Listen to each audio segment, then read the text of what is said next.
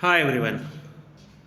How to say hello in Pashto? There are many words in Pashto for hello. If you want to say someone hello, you can say pakhair ragli.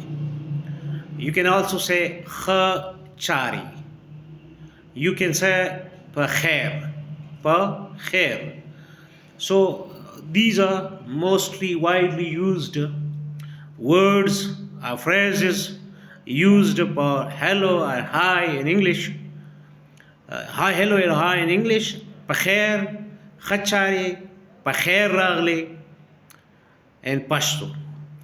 Hello in Pashto is searched, widely searched, particularly in USA.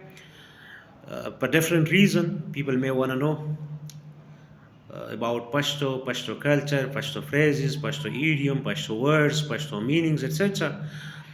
These things, because now we are living in a global village, so people search different things for communication purposes, for academic purposes, for research purposes, for communication, for chatting, for translation. So I had to explain.